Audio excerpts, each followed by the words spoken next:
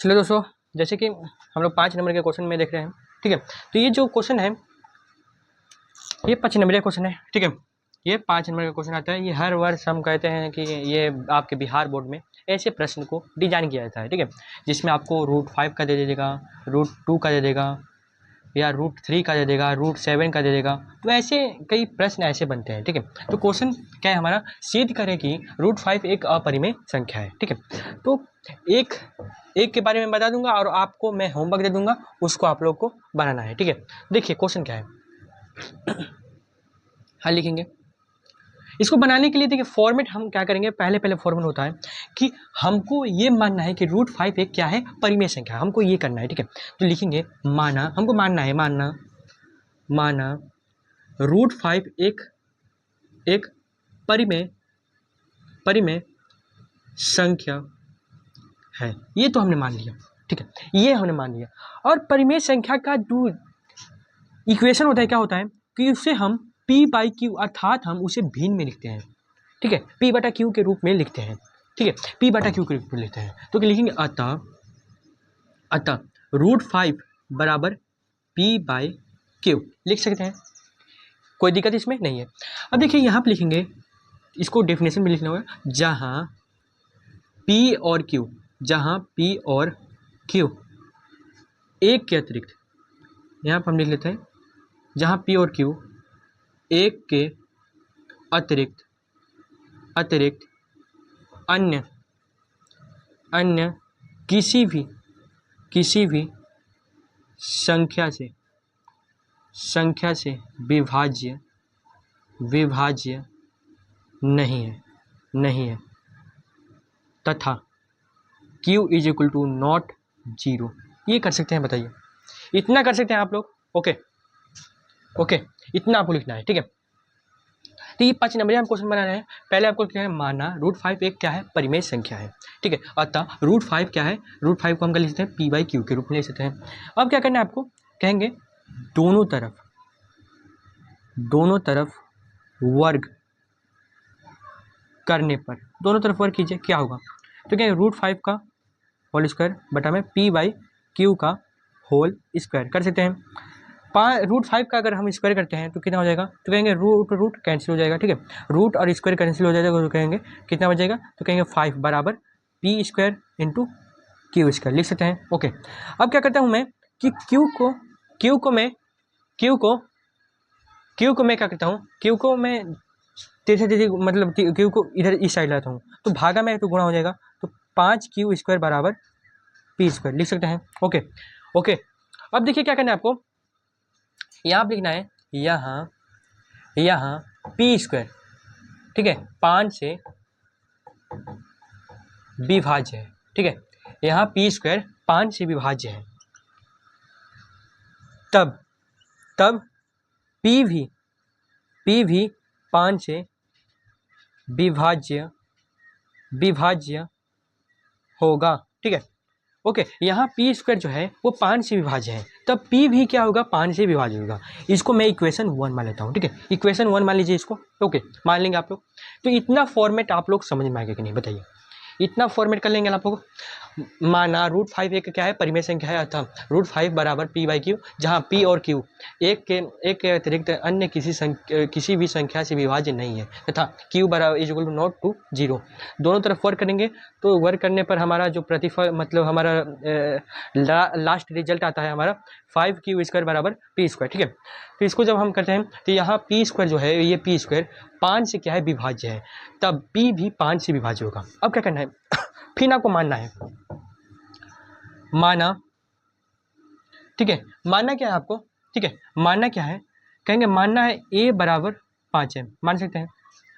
Okay, a बराबर 5m मान सकते हैं आप लोग।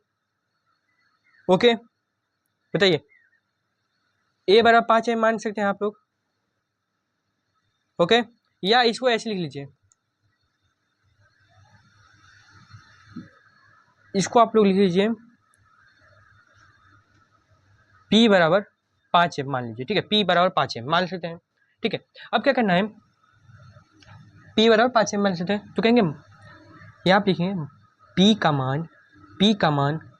का मान समीकरण 1 में रखने पर, ठीक है, रखने पर हम क्या करेंगे, जो ये p का हमने मान निकाला है, ये p का जो मान निकाला हमने, p बराबर 5m, इस p का जो मान है, ये p का मान, ये हम समीकरण 1 में डालेंगे।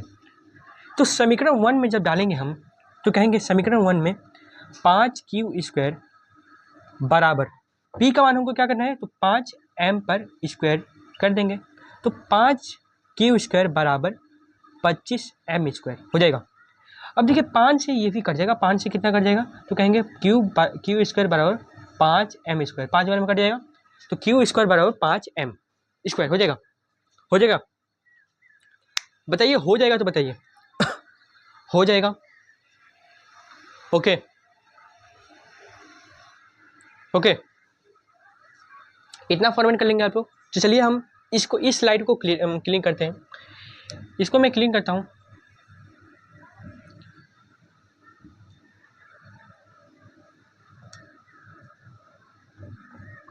ठीक है, अब देखिए, ठीक है, अब यहाँ कंडीशन क्या होगा, कंडीशन q², ठीक है, q², यहाँ q² 5 से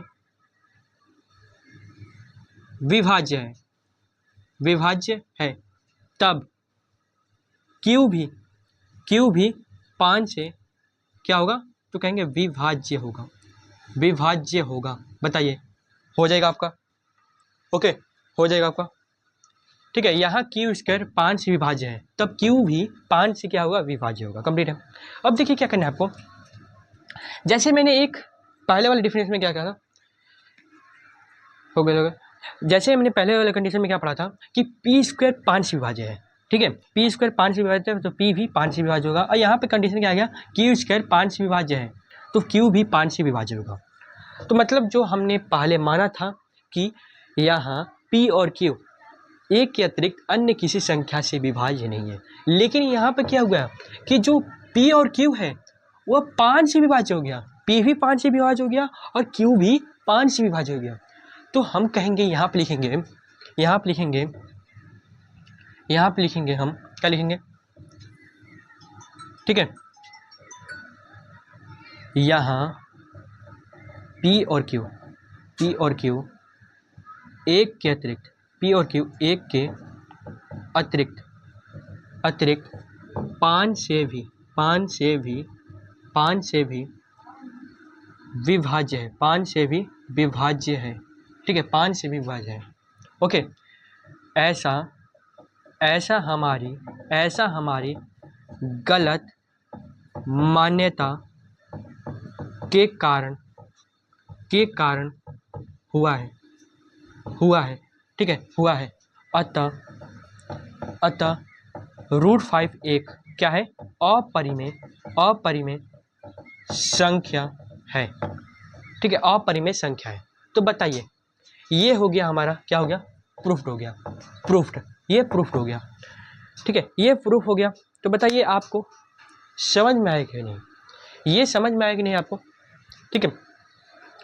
मतलब ये जो कंडीशन है ये आपको याद रहना चाहिए, यहाँ p और q एक से अतिरिक्त 5 से विभाज्य है, 5 से विभाज्य है, ऐसा हमारी गलत मान्यता है। मैंने क्या किया, गलत मान लिया था। अतः √5 एक अपरिमेय संख्या है, ठीक है, हो जाएगा।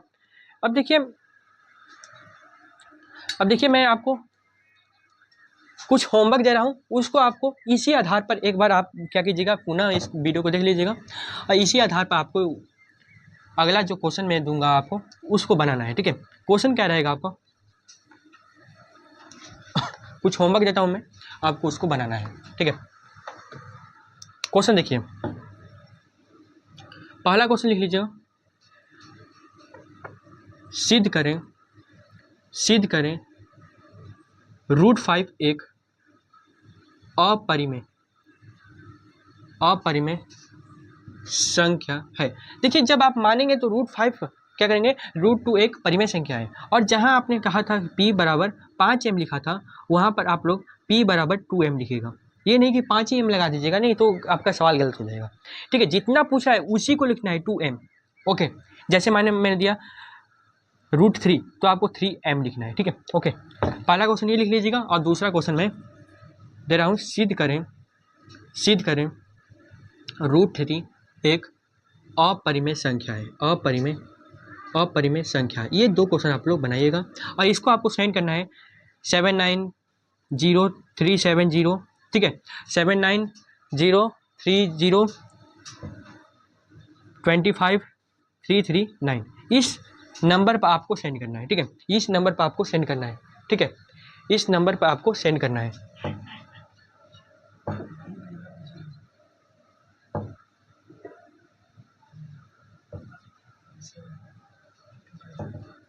ठीक है, इस नंबर पर आपको सेंड करना है, ठीक है, ओके। 7903025533 ये 9 ही होगा, ठीक है, ये 9 है, ओके 9, ओके, इस नंबर पर आपको सेंड करना है, ठीक है। तो मिलेंगे अगली वीडियो में और 5 नंबर क्वेश्चन के साथ, और कल हम देखेंगे तो 2 नंबर क्वेश्चन के भी सॉल्व करेंगे, ठीक है। तो चलिए मिलेंगे अगली वीडियो में, तब तक थैंक्स, धन्यवाद, टाटा बाय बाय।